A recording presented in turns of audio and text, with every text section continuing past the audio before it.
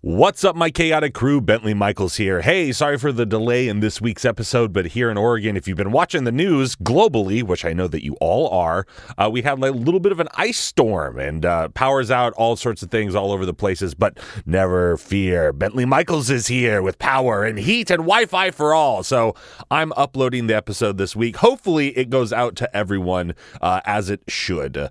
Thank you very much for tuning in. Make sure you're rating us, you're reviewing us on Spotify, we're on Stitcher again, I believe, on iTunes. Give us that 5 stars, baby, and, leave us a review and we'll read it on the air. But enough of my yammering, on to the adventure. In a vast landscape full of adventurers, you are now listening to the world of chaotic amateurs.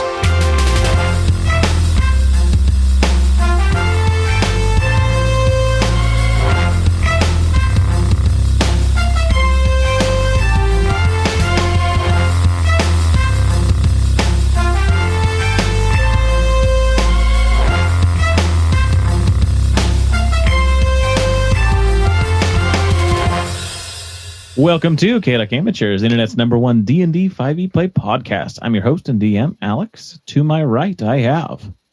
Dash's Thrak as Wolfsbane. Bentley Michaels as Referian Night Meadow. Rhett as Arthur Magnus.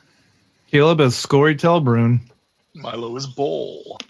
And last we left our adventurers, they had just finished a delicious breakfast with their new partner, Adrian.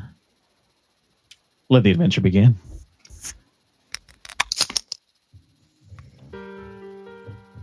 Oh, very good. Nice. So I think I want to get started with the NPC intros right away on this. Yeah. So what's going to happen is over the next 2 weeks, Adrian is going to start setting some things up. He's going to bring actual staff on site. He is going to have people that make food, bring food in, start fixing the floors, start tending to the gardens. Willem will kind of be in charge of them while he's away.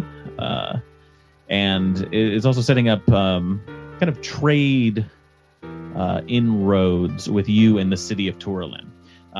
So there are some things in the woods that have a benefit to the greater Usama nation, and those are going to be kind of provided. That's just to get merchants and things to your residence, so you can start building those relationships with the upper class of Usama. But this is all just kind of getting it set up for the next 2 weeks. Between the Strummer Suicide Squad and the main campaign here, you've all rolled for some NPCs and have gained some benefits of this forest and chateau. I think we'll just start with Wolf going around. How in this 2 week period do you meet with those people? Those there was 3 people that I feel like from the Coliseum, some fighters that I remember had I obviously had talked to people about Cord, and then when they saw how well we did in the tournament, 3 of them decided to come and pay me a visit, and decided to kind of take up arms with me, and they decided that they're probably better off learning from such a skilled, clearly superior warrior like myself, and that they had zero chance learning anything valuable from anyone else. Yeah, and they kind of learned what they could from the Coliseum, right, which was next to nothing compared to me. Nothing. And so they've taken up residence in the chateau with you, mainly in the kind of barracks area. There's the armory with bunk beds and things that they're gonna take residence in, and every morning they are there bright and early to be trained by you. Yeah. So I'm training them, and then the other one is I would like to go and try and retrace my steps. from my dream when I went through the woods, and I found that I believe you said it was a cathedral, like a ruined cathedral. Yeah. Through your vision from kind of that aboleth dream, beyond the woods that you know is kind of the Black Wolf's territory. Right. Beyond that is this band, this like line across the forest that the ethereal plane exists in, and then just beyond that is the cathedral. And so you spend a few days just kind of trying to track your steps, where you were. You come back for the day, but you end up finding the path that you took with the instructor. And you're able to at least get close to that ethereal barrier.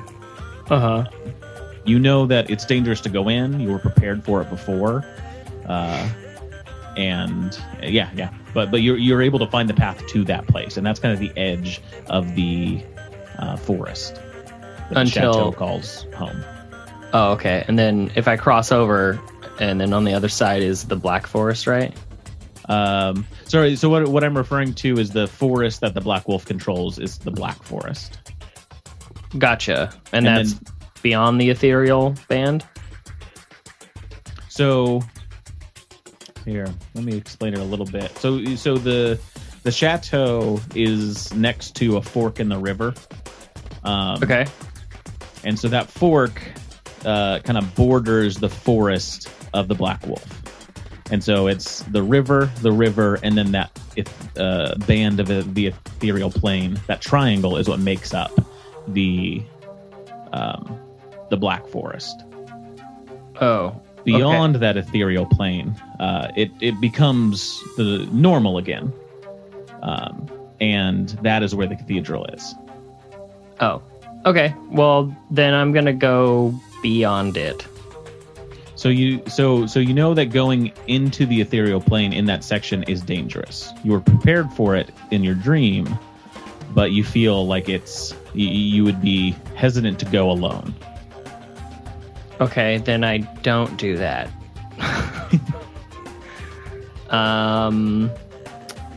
But you at least get close, and you see the kind of oddness that goes on with it. Kind of odd spirits kind of hang out off in the distance. The color drains out of the world as you get closer to it. Weird sounds emit from that place. Okay.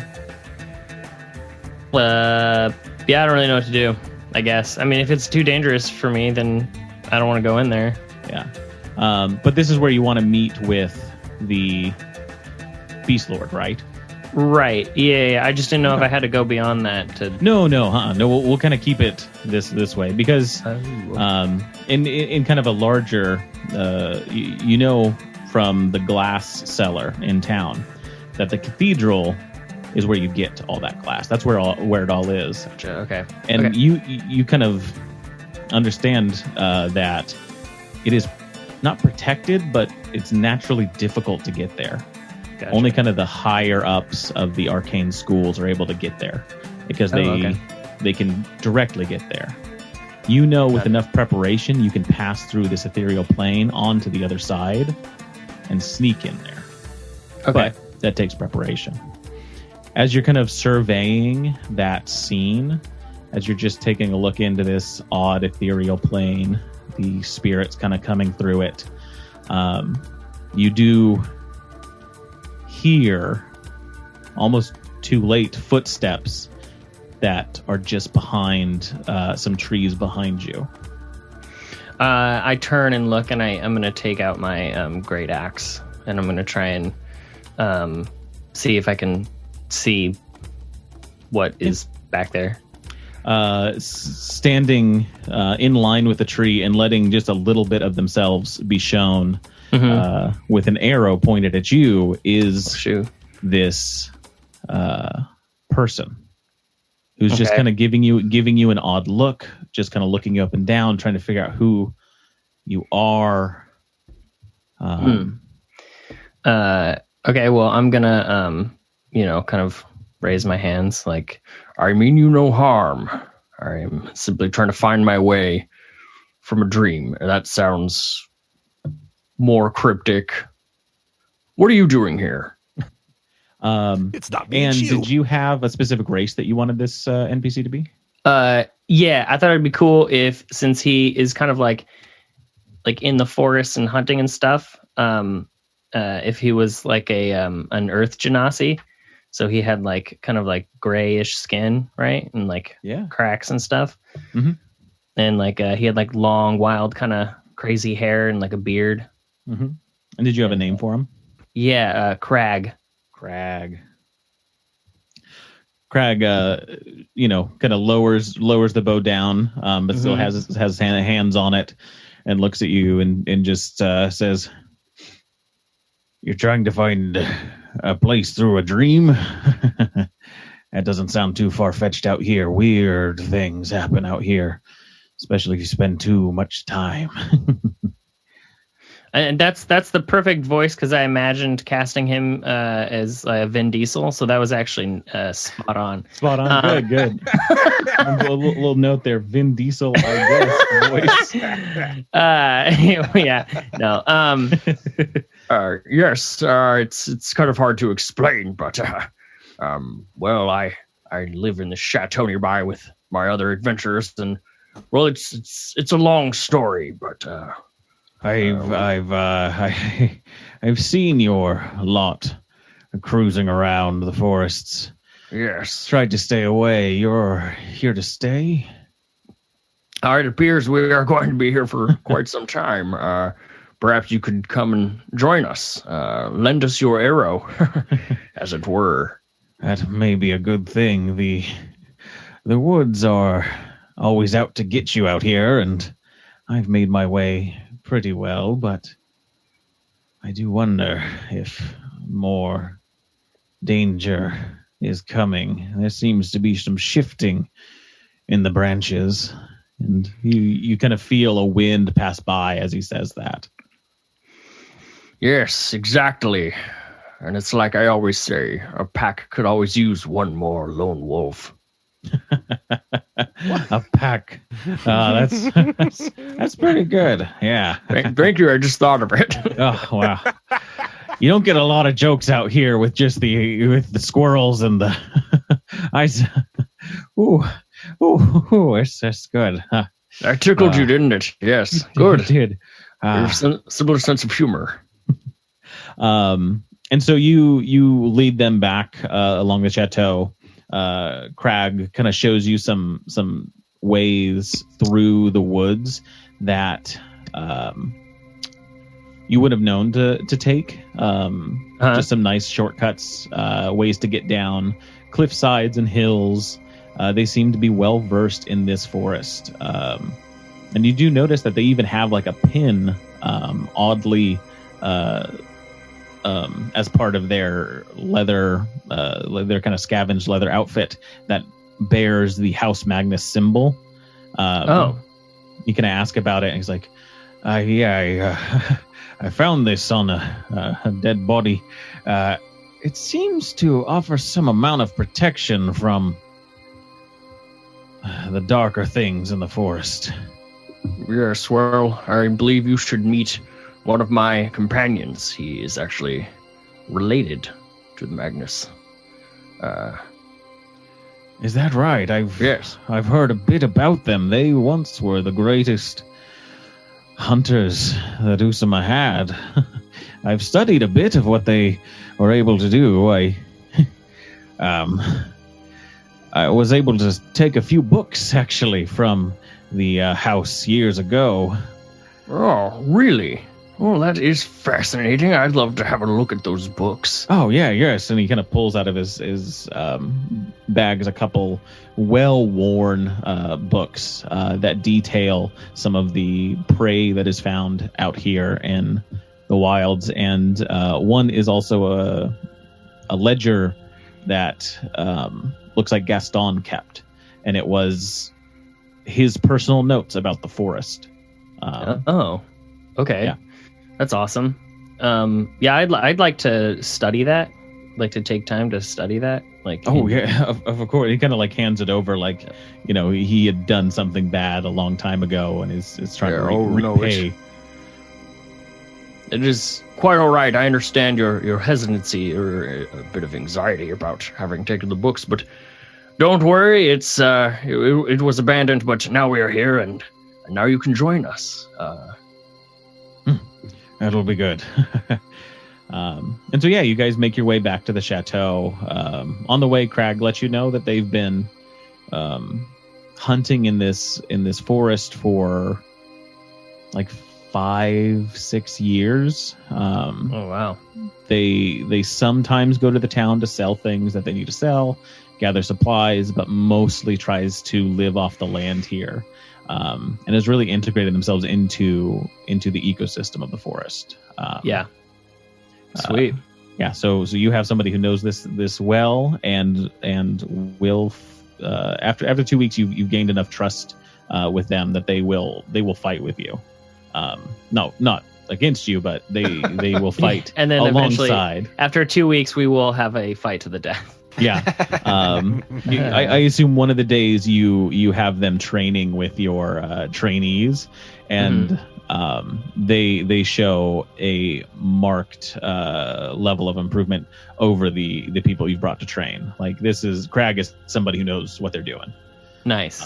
And will even take on some training roles if you wanted them to. Like they will train if desired. I do. Awesome. Right. You are my best friend now. And your training pit is kind of out front, and some of the people that Adrian is bringing on is able to, they put some weapon racks up. They create some dummies that can be used. And if there's anything else you want them to do, you can kind of dictate how they're building the pit, the fighting arena, which is this kind of like 15 by 15 area that you've been kind of pounding out. Since you've been here.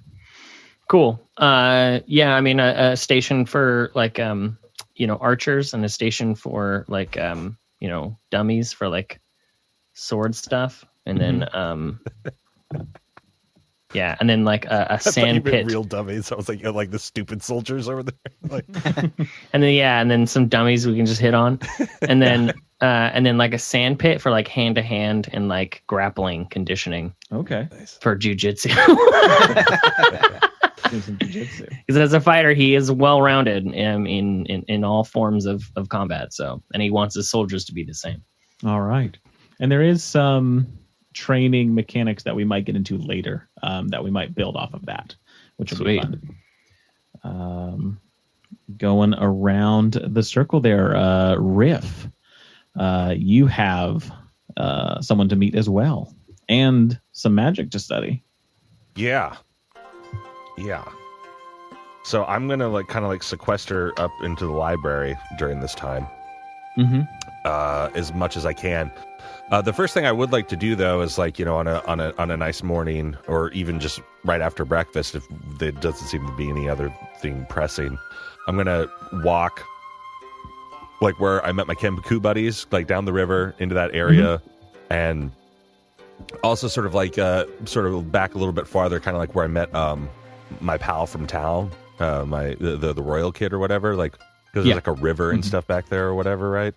Yep. There's that's the fork of the river there. Yeah, I'm wood shopping. I'm looking at the handles on my chucks, and I'm trying to find the perfect tree.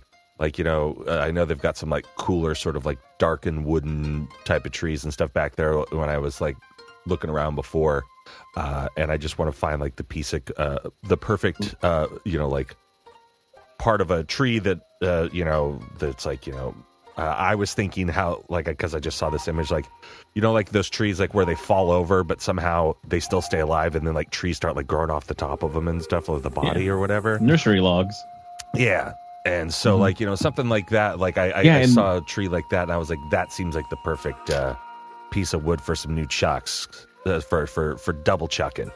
Yeah, you, I would say, find especially in that area, you're looking around the old hollowed out tree that the Kenku had used as a hideout. A little beyond it, you find the top portion of that has Nice. fallen over and started to decay over time. There's sections of it that are that are not rotted away, but have hardened. It's like where the branches have come off, those knots. Looking at that, you're able to kind of cut away some of those, and those can be used to create a very hard chuck. Yeah. Yeah. And so I think over with, the course like of the 2 how weeks, these ones have like the blades that come off the bottom. I think using that idea of like the knots, I'm gonna like sort of almost have it like there's like fat knots at the bottom of it, so it's like getting hit over the head with like a shillelagh almost type of deal, you know, like when I swing shillelagh the chucks. Yeah, shillelagh chucks. I've got knife chucks and I got shillelagh chucks. And if it ever comes up, we'll say that you do slashing damage with the ones and bludgeoning damage with the others. Cool. Yeah, that's sick. Yeah, and then like I would like to kind of like go into I want to take the option you gave me of someone showing up from the shadow fell or ethereal plane. That just seems like something that now that I've gone to like a I've been inside of a different dimension. I've been meditating, we kind of like had that idea, at the beginning of last season when we were at the Warforged thing, like I could kind of like see on a different plane or whatever. So I think that option makes the most sense to me, that I would be meditating and like, somebody from the fucking shadow shows up and is there to mentor me or something. Yeah. As you're over by that fallen tree, you've cut away this wood that you're going to use to make the chucks. And you take a moment there to just kind of remember all the stuff that had happened here. You take a moment to meditate. You think on the Kenku, where Zephyrus has died. The fact that this place was ripped from the abyss, or ripped to the abyss, and you enter that trance state where you're kind of thinly between worlds, and you notice just perched at the top of this tree is this dark figure. You see kind of shadows kind of pull off of them. They have slits where eyes would be. They have a humanoid arrangement of limbs, but they're kind of hunched over, and they just kind of are curiously looking down at you. They've got this kind of long face to them, but just kind of shadows wrapped around them. And this is a creature, not a creature you've seen before, but at least a spirit that is familiar to you in a way. There were a lot of these spirits at the school. They tend to be from old, dead things. Your assumption is that this is probably the spirit that once was this tree. And it's curious about you. And just kind of watches you as you do your thing, and as you go to leave, it takes a moment and it follows quietly behind you. You can't hear that it moves. You can see, as long as you kind of concentrate and keep focusing on the different dimensions that you're trying to kind of ride the line between, you can see it. And it just follows you, just kind of curious of where you're going. Okay. Yeah, I'm so I definitely see it though. Yeah, you kind of have to concentrate to do it. Right. And over the next Gotta 2 squint my weeks, eyes. especially spending time in the library and the spending time in the library, it just kind of perches itself on the tops of bookshelves. No one else can really see it except for you, and it just is curious about the things going on. You develop a relationship with it. It's able to talk a little bit, telepathically with you, I'll say. Okay.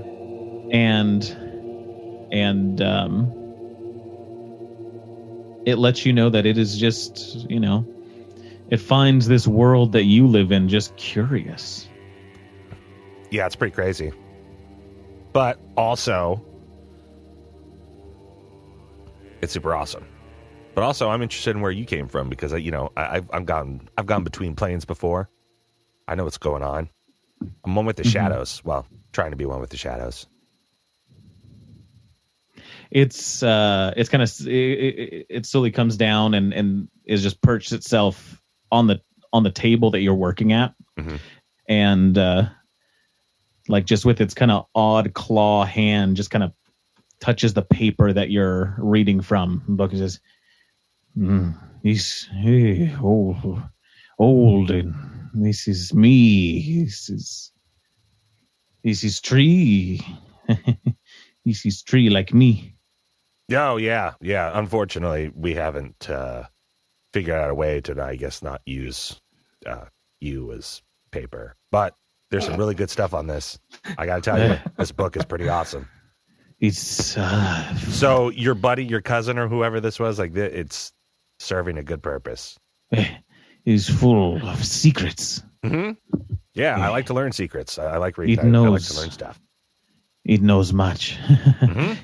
And it kind of like pulls up a little bit as it's doing it, and it pulls like this little wisp, this little like blue and gray bit of energy.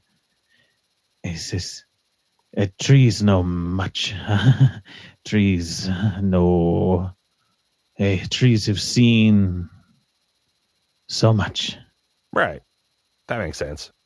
And it kind of like pushes the wisp like into your brain almost. It kind of just wiggles its way into your ear. You don't feel it.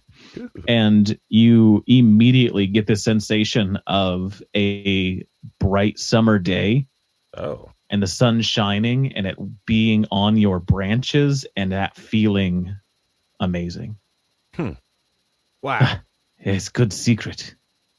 Yeah, that's going to be my new happy place when I meditate. Good. And as this is happening, this is when somebody else comes into the room. We'll say Strix. And Strix just kind of looks up and he says, "Hey, what's that? Who's your friend?"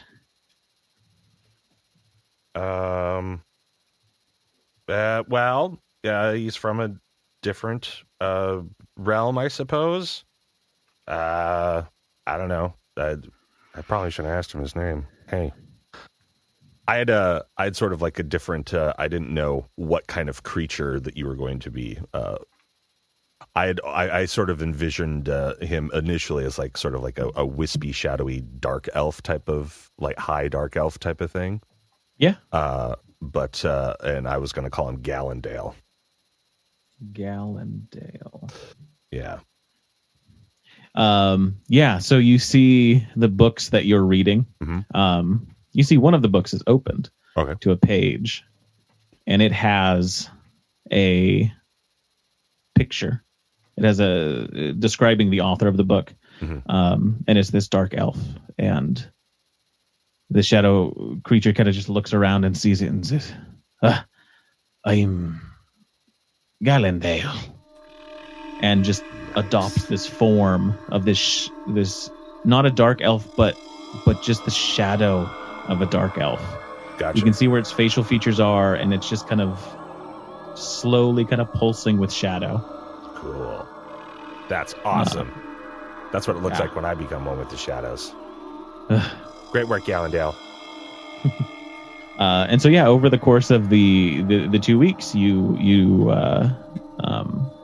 work with this thing and realize that it's kind of has glommed onto you.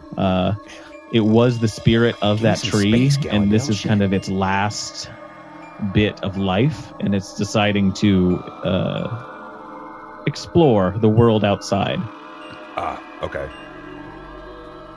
Cool. Well, I mean, they can follow me around. Like, I'll do training with Mr. Wolf whenever I can, or like, with his recruits or whatever, and show him some of my martial skill, if he wants me to help, like, or, lead a yoga class or something. And then the rest of the time, I just want to be in the library and learning and reading about stuff because I feel it's like Gallendale sort of has like a different perspective on magic. So it's like when I think about it, then it's like his way of thinking about it like is starting to like make me think differently about, you know, traversing the shadows, if you will. Nice. I like that. I like that a lot. Yeah, it's taking kind of your arcane study and really helping you focus on the parts of it that you learned from school. Those you know, keeping secrets and keeping in the shadows. Yeah, I want to say that I almost like what I'm doing, I think, is like the way Gallendale's making me think about it is it's like it's not just shadows. Think of it like, you know, also as like illusionary, you know, type of wizardry and that sort of stuff. It's just so it's like you can do those same sorts of spells. It's just but you're using the shadows and the stuff around you to like manipulate and that sort of thing. Yeah. Do you know what spell you would like to research? Or at least the framework of kind of what you're shooting for. Is this the first one or the second one that you're giving me? The first one with like the tower thing or whatever. It'll be the spell creation, not the okay. So the second one. Yeah. I'm thinking about blur basically, but Ooh, okay. But using it like almost like where I kind of like I blur, but also it's like if there's like, you know, if shadows were being cast, it's like I become part of that thing like on the wall or something like that, you know what I mean? Or it's like unless you like you magic, you know, you Lancaster Mall magic eye, you know, the check or whatever, like I just look like I've become something, you know, that it's part of like the shadows until you make, oh no, never mind, that's the real thing over there. I was sort of thinking about tooling it like that. Yeah. Okay, cool. Yeah, no, we'll work on what the mechanics end up being for that, but cool. Yeah, you're studying blur, the spell blur, but adding this shadow touch to it. Mm-hmm. Cool. We will work on that. That and that. Yeah. Going around Arthur. Why, yes. I gotta remember who. That's right. Well, oi, mate. Oi, mate. So yeah, in this 2 weeks, you're gonna meet NPC. How do you meet this new character? Yeah, I mean, I imagine since I'm so kind of like tightly wound with Adrian. Now, does he have anything to do with the Dragon Council at all? You find out from Adrian. You end up going to some meetings in town just to go over paperwork and stuff. Yeah. And you guys have you share some time at the local bar afterwards, and he discusses with you that he wasn't quite as forthcoming as he might have been at your breakfast, and let you know that he has aspirations to be inducted into the Council of Dragons. Oh, gotcha. Nice. As he said before, there is no copper dragon on the Dragon Council. Okay, that's what I remembered about that. In this very bar, he said that. And so he lets you know that, at least from his point of view, he's interested in pursuing that path. And I feel like maybe what we do is that, since we're making so much noise out at the chateau, like, I would imagine that the dragons must know about Adrian, like they know about Adrian. Maybe not. So he lets you know that they know about Drion, which is his name as a dragon. Got you.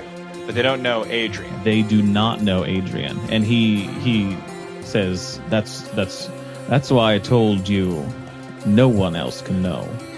Well, then maybe about my little secret, because from both sides I would receive a hefty walloping. Maybe what it is that the Dragon Council knew that Drion was living here before, Yeah, Dreon, he as a dragon has been here. They know that he, at least in the wilds outside of Usama in this area, so the forest, the mountains, So maybe he has held his home. maybe this is their way of sort of tracking his behavior, and they send somebody to see what's going on with Usama, see what's going on with Dreon, and they find like in his old roost, in his old lair, is now these upstarts piecing things back together, doing stuff. Is this too much of a stretch? No, I like this. And so, obviously the Dragon Council is not really welcome in Usama, if I'm not mistaken. Right. So they get this elvish person. Mm-hmm. And basically she is a liaison / spy / whatever, and yeah, I would imagine just through the Dragon Council's own interest in trying to track Dreon, we're going to play maybe this sort of delicate game where like they come to check out what's going on, and I kind of strike up a friendship or whatever, like I do with everybody I meet. And and she's collecting information back for the Dragon Council, and through our relationship, I'm kind of able to like keep a little bit of tab on the Dragon Council and learn things that Adrian would have never told me. Mm-hmm. That he might not even know, and therefore maybe keep him a little bit apprised. I don't know. How does this sound? Is this too much? So what we'll say is as you're kind of going over the day's meeting, you're in that same booth up top in the bar, Spiders, and after a few drinks, he kind of points down to this elf that's below, and he says, "You see her? She's going to want to talk to you. She represents the council. Be friendly. Keep my secrets, but be friendly. They, I'm sure, have many threads that they're trying to pull at. Let's see if we can pull our own, huh?" Oh, I like this. And he just kind of invites you to go, interact with them. And when you do, do they have a name? Rivelin, or Riva for short. Rivelin. Perfect. So you go down to meet Riva, and it does seem that she is there to specifically talk to the new proprietors of the Chateau de Magnus. Is there a problem with the way that my appearance is for anybody in town? Like, would I be hiding that? Or does it matter? Usama is a diverse nation. Okay, cool. Some people, are a bit wary of you. Those people are mostly assholes. But no, cool. There's people of all sorts in Usama. But yeah, you strike up a conversation with them as Adrian plays on stage. Nice. And they are there to. Riva's there. That she wants to help you. She knows that the family Magnus once hunted the things in the wilds, and if that's going to happen again, she needs to be made aware of it, and the Dragon Council needs to be made aware of it, so that your interests do not clash. She says, I do hope you won't be shooting dragons out of the air again. I know your people once did that. Well, I assure you, madam, that I do not intend to shoot such magnificent beasts from the sky, nor do I intend to hunt them through the woods or on the crests of mountains. We intend to let sleeping dogs lie and bygones be bygones. Of course, if the Dragon Council is amenable to that. Oh, the Dragon Council wants to uphold the treaty. Of course. It has served them well. Now, we do understand you'll be taking an expedition down to the wastes, and we are interested in what Usama plans for that area. we have some claims that we'd like to discuss. Perhaps we can gain information as you explore a bit more. Well, I think friendly exchange of information between peers, between friends, perhaps. It's always a beneficial arrangement to be made for the both of us, I'm certain. I would imagine, yes. And if we are to make this sort of arrangement, I, of course, would want to offer a show of good faith. If you're willing to work with us, and work with the council, send us some of the information that you gather down in the wastes. We have provided a comfortable means of transport to get you there. Absolutely, Reva. I believe that you have yourself a bargain. Well, whenever you are ready to leave, you just let me know. We will head there together. I've come here on horse and buggy, lavishly decorated. It will be up to your standards, I'm sure. I do like to lavish myself in luxury. And kind of at this time, you hear Adrian singing a classic, song of how the old soldiers of Usama were able to fell 5 dragons in a single night, in a single battle. And Riva doesn't pay any attention to it, but Adrian does give you a nice wink as he's singing his song.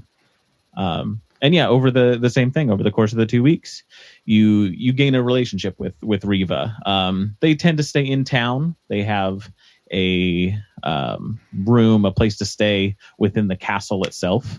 They are being set up by the Lord and the Lady of the town. But if you want to work with the Dragon Council on things, they will be available to you. Sweet.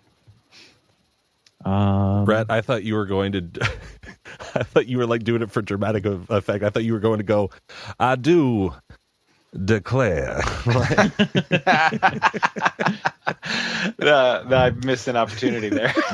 That's why I started laughing. I was like, oh, fuck. The night kind of drags on a bit, or not drags on, but the night continues. You meet back up with Adrian, and he introduces you to a number of people in town. He asks you to do what he does and adopt a different form before you meet them. Easy. And he tells you, it's a random one for me every time. I tried to keep it different. We're going to meet some people. These are people that work for me. But they don't know they work for me. They know they work for whoever this is, and he changes into like a tall Goliath. Like a tall, kind of lanky Goliath that looks like he would rob you. He says, so, let's go. And he introduces himself as... Oh, I forget the name. We're going to say Warren.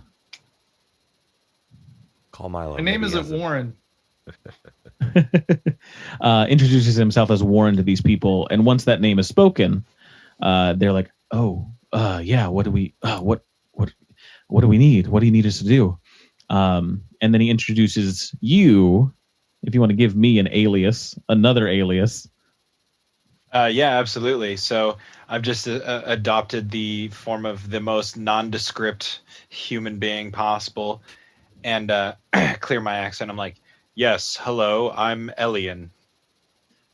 Elian. Perfect. Oh, you were going to say rat. So did I. I was like, oh, come on, just say you're rat. Another missed opportunity. I'm just not there. And so he introduces you to about a dozen different people and lets them know that you will also be giving them instructions. It seems that Adrian has a network of people that will do what he wants. And he has given this to you as well. And so this is your gather intel ability that I was talking about. You can pay these people to get information. They know a lot about Usama and can get information about the nation itself. Like, you know, if you're going on an adventure, basically you can roll a gather intel check and you can find out some things from these people that you might not have known before. Perfect. And you use that alias to do so, Elian. Dope. Okay. Scory. Yes, sir. You are meeting someone. Who are you meeting? I was thinking about hijacking a name of my character from Dash's Evil campaign, Roman Black. Roman Black. And it's okay. BLAQUE.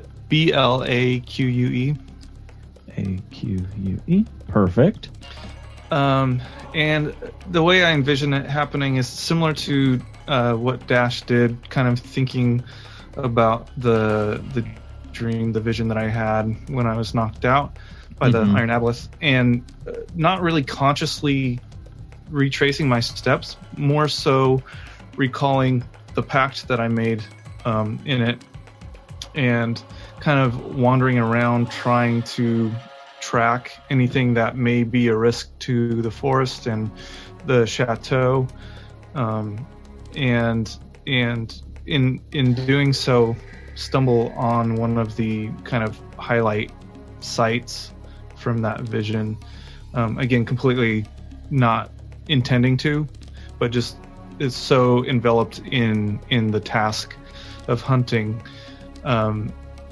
he just finds himself at one of those locations.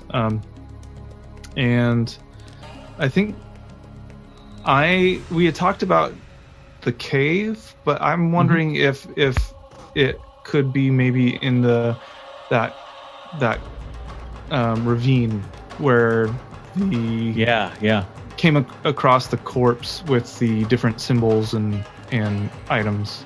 Actually, that's neat. I would say, as you're going through this walk, basically checking on the forest and trying to listen to it as you make your rounds, listening to the animals, listening to the trees, the wind, the howl of the black wolf off far in the distance, and not trying to find the place that you were before, but ending up there anyways. It's almost like I'm being guided without knowing it, or pulled towards it.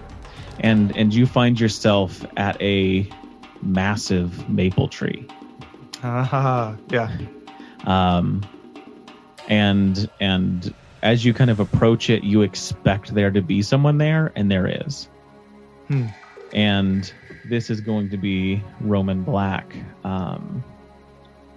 who I know it says Elf Ambassador, but did you want them to be a different race? Dealer's choice. Okay. I would say that while going through the forest, though, I don't remember. Did I lose my mask? I feel like I rolled bad and maybe something happened to my mask. If it did in the dream, it didn't translate to the real world. I don't recall if I may be misremembering, but I would probably have the mask on and also utilizing that little necromancy lens thing that's in it. Oh, true. Yeah. Yep. Because you've got the glass installed as part of the eyes. Thanks to Ball. Yeah. We'll say, because this is from there. I had an idea. Yeah, hit me. I mean, I feel like this person maybe, we had talked about it. This person coming from Vassar, kind of somehow connected to my training as a seer. Possibly maybe a retired professor of that took note of my skill, of Scory's skill or something like that. And possibly specifically.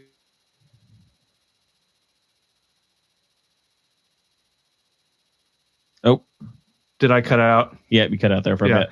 Possibly am I cutting out again? No, you're good now. Okay. You're good. Okay. Possibly the professor that helped me learn to read runes. Yeah. Okay. Yeah. And I was even thinking. So it's a dwarf. Okay. Thin-haired, long, braided, black beard. And as you approach, you have your mask on, and you do get this sense of necromancy faintly from them. And they're just kind of standing there looking up at the tree, just waiting, because they know you're going to arrive. They know you're going to be here. And when you kind of approach, they just turn. Scory, how are you? I recognize that voice. I pull off the mask, and Professor Black. And I would actually say, instead of Professor, he would go by Seer. Okay. Seer Black? What are you doing out here? I was brought here. The winds are changing. They've been changing for some time. I started making my journey a month ago. I don't know why, but the spirits brought me here. I know why now. Does anybody else know that you're here? People that would care to know, I'm sure, would. I didn't tell anyone, though. There's no need. So it seemed the ancestors wanted us to reunite. Yeah. What can I do? Sit with me. There's something about this tree. Listen to the forest. Let us hear what it tells us. Okay. And the two of you, you sit down and you just kind of listen to the forest. You listen for those things. And you meditate for a bit, and he just kind of looks over at you after like 10 minutes. It is, you found a place here. This place is connected to you. Huh. This tree is yours, isn't it? I don't claim ownership, but I do agree that I am connected. Yeah. That's what I mean, yeah. You're tied up in its roots. Your path is like it always has been. It's in the wind. Scory chuckles. I believe you're right. I made a pact to protect this place. Oh. Didn't think that's something you would ever do. Yeah, I thought pledging allegiance to anything but my own fate was a thing of the past, but fate has a funny way of forcing itself upon you. Scory, you'll learn one of these days. The paths, the spirits, they don't force us anywhere. It's up to us to let them show us the way that we want to take, the way that's laid out for us. It's hard to understand it. So much chaos in this world. But if you calm your mind, you can see it. And he kind of gets up ears bones creaking. Tell me the stories that you've seen on your ways beyond Vasser. I think this place and Vasser need to talk. And as you guys make your way back to the chateau, you just go over the stories that brought you here. That's the stuff he wants to know specifically. And he tells you the stories that brought him there. And they are odd signs of the world that told him to somehow get here. And he comes to the conclusion after a couple of weeks after staying with you and talking with you that his place, at least for the moment, is here. He wants to find his path, and at the moment his path is here. Yeah. I would respond by saying, you've given me so much. You've taught me the skills that have provided for me for so long, and likewise have gotten me here. The least I could do is offer you a place to stay, and hopefully help you find your way. Thank you, Scory. Very kind. So yeah, you also have an ambassador to the realm of Vassur or Vasser. So the same thing. They are an organization that if you share similar interests, they will work with you. They are, that they are southwest of the wastes, along what is known as the trench. Okay. Yeah, and then the other thing that you now have the ability to do is your druid grove that you have been tending to for weeks now actually lets you siphon off an amount of power from the forest itself and the Black Wolf. That's awesome. And you're able to cast spells seasonally and yearly because of that. Very cool.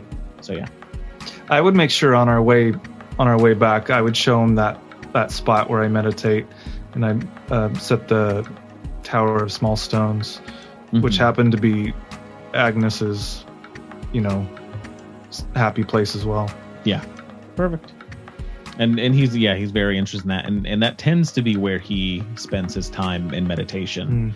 And he tends to sleep outside as well. He makes himself comfortable, within the boughs of the trees.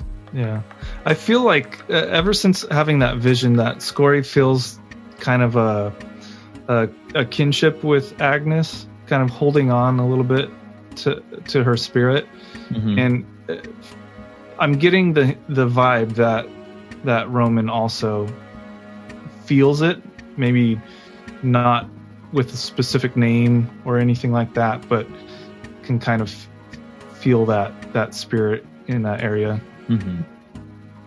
Yeah. He kind of lets you know that the care of whoever tended this place before, he can see in the way that the older trees have grown and the younger like bushes have made themselves integrated in the surrounding area. This is a well tended grove because it has seen years of neglect, but still maintains a lot of the druid craft that went into it before.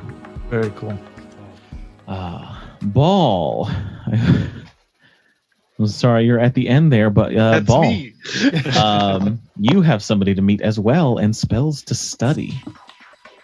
Yes. So mine is Arahaju. She's a gnome.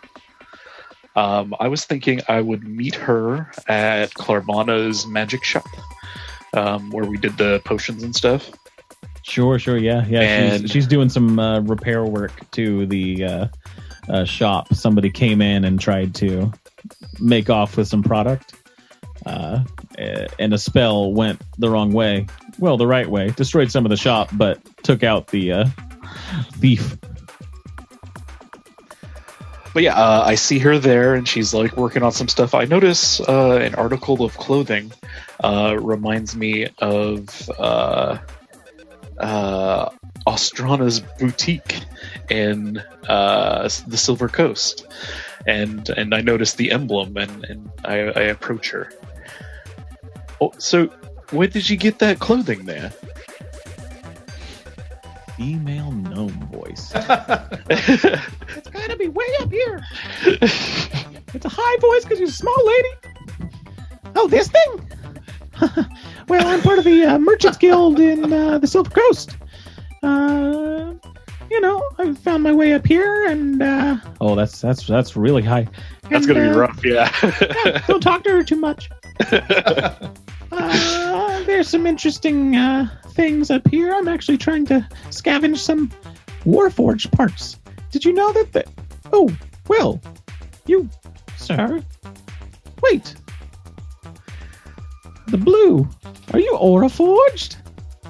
Oh yeah, I actually come from Stonegrad. Oh, I've done some work in Stonegrad. It's good to see a familiar face. You know, they don't quite have the luxuries here that the Silver Coast has.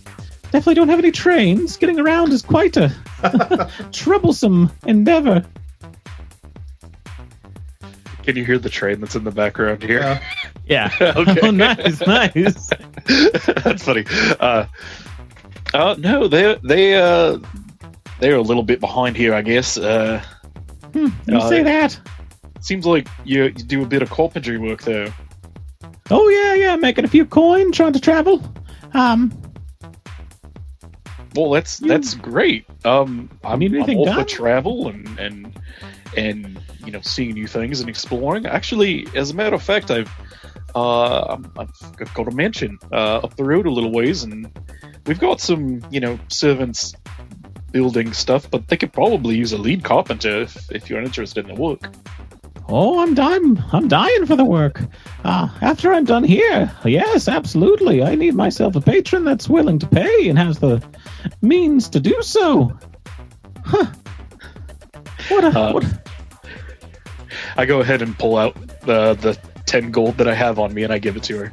Say, okay, well, consider yourself hired. Oh, boy, thank you, sir. I'll be right there. I'll finish up here. I'll pack my things and I'll be right over. We'll go over all the plans. Whatever you need built, you just let me know and I'll get it made. Yeah, absolutely. Of course, finish up here. Clevana's a great woman. I kind of give her a nod. And yeah, whenever you get a chance, it's just up the road. If you want to meet me at the library, I've got a little bit of errands to run there as well. But perfect. Good. The name's Aura. Good to meet you. Nice to meet you. I'm Ball. Ball. Huh. That's a good name. And so yeah, you hire Aura. You can keep your 10 gold. Adrian pays you back with petty cash. So yeah, anyone that needs hired for this, Adrian takes care of. He takes care of the upkeep for everyone's hirelings, as it were. He's our money daddy. Exactly. He's the money dragon. Yeah, money dragon. Sorry. Do you know what spell you would want to research? Do you know what spell you're working on? I know that I want to do transmutation because that makes the most sense for Ball. Specifically, I think the spell that he would want to play with, can it be a spell that I'm already going to have access to, or should I choose one that I don't have access to, or how does that work exactly? No, you want to choose what you have access to. So a spell you already know. Okay, so enlarge and reduce. Ooh. Enlarge and reduce. Okay, you're going to start working on that. Do you know what you kind of want to do with it, or do we want to? We can figure out that later. Yeah, we'll just have to figure out later. I haven't thought about it too in-depthly, so I'll give you some options. So the library and the arcane laboratory have the necessary components to take a look at these things. Easy peasy. And you start working on researching the spell. And over the course of the 2 weeks, immediately the floor gets fixed. First week, floor's fixed. There's no longer a hole in the main room of the chateau. Nice. And anything that you want, any additions to the chateau that you want to have happen, if you want to make changes to rooms, if you want to have her construct other things, she is your go-to gal. More shadows. She isn't a tinkerer, but she can integrate some aura if she had access to do it, because she is familiar with it. Okay, cool. What's going on with the dungeon below? The dungeon below. Yeah. I mean, you guys know the passphrase to open up the fountain that leads downstairs. It is barren. As much as you can tell, there's at the end of the hall, you know that the chest is there, the iron-bound chest. There's 2 other open doors and 1 locked door still down there. It's time to throw some baddies down there. Turn this into our own prison industrial complex. Yeah. Get a contract with the state. I was thinking maybe we should talk to the Lord and Lady of Usama. Oh, There's yeah, a lot we'll more- house... Yeah. Sorry, go on. There's a lot more room in that box than it looks. So Yeah. Yeah, Mhm. fit a few people in there. A lot of people. I think Here, we're I've got to get several income streams happening here. Like, Yeah. Oh yeah, that's Diversify. how you make money. Yeah. You Get that put your money to portfolio. work. You know. It seems as if Adrian is taking care of all of that so that you don't have to worry about spreadsheets, which is so very nice, I think. He's just really good at mental math. you don't Yeah. want to do that kind of D&D, Alex? No, I got spreadsheets for other things. Yeah, I guess we Um, should be worried that an older man is paying for our way in life and asking very little in return. Yeah. Been Zephyrus or Arthur's whole way of life. So this is nothing new. Finding a new sugar daddy, sugar patron. Just Yeah. for once, it's not somebody he's related to. Yay, what a win. It adds an interesting dynamic to the whole Wolf and Adrian potential too. There's no romance going on, okay? Just stop trying to make that happen. Could there be if dude, free rent, bro. yeah. Hey, think of what we're going to get in return for it. Come on, Yeah, take one for the team. Yeah. I think a Goliath is the only one that could physically withstand. Jeez. Oh my god. Okay. All right, and I think that's it for this episode. Yeah, let's. I think let's call it there. We're at about an hour. Definitely. All right. So yeah, let's call it for today. You guys have set up the chateau. It is a bustling place now. There's people here. There are, new relationships happening between the different NPCs that you've brought on. Let's actually before we end it, I want to know what position do you assign for Strix? Because he's one of the original members of the chateau. What is he in charge of? Is he like He does. the manager of all the ghosts? I don't know. What does Keeping the Strix want to be basement in clear charge of of? rats. Yeah, he does the Charlie work. He does the Charlie work. No, Yeah. he does a turn down service. I mean, I would, I would just straight up ask him. I was like, Strix, what do you want to do here? You're kind of like, you could do stuff, or you could just hang out, or you can like research, or like, do you want to? We can't have a freeloader, that's for sure. What if You we could absolutely make leave and just come back? That's fine too. what if we make him the librarian?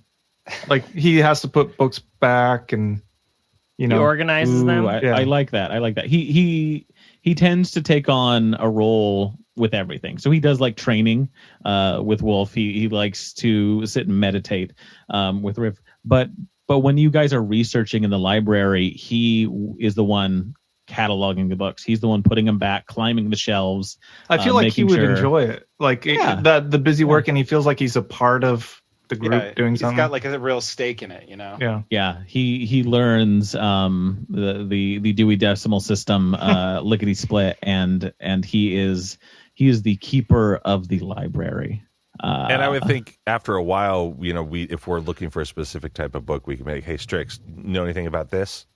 Or Yep. like, you know, and so yeah, title he'll or whatever. get the book. Like he knows what you're looking for, or if it's even there. Like if you know, you can just ask him versus having to He's spend our the Google. time. He's your Yeah. Google. There you Nice. go. But yeah, let's call it for today's episode. Thank you guys for joining us around our proverbial podcast table. I have been Alex, your DM. With me, I have had. Dash is Wolf. Bentley Michaels is Rafiri Night Meadow. Rhett as Arthur Magnus. Caleb is Scory Telbrun. And Milo is Bowl. Grab your swords and keep on adventuring. Follow us across all platforms with Chaotic Amateurs. Please subscribe, rate, and review our show on your podcast app of choice to help us climb the charts and find new adventurers. Or become a patron on Patreon to help our heroes continue their quest. Thank you for listening to Chaotic Amateurs.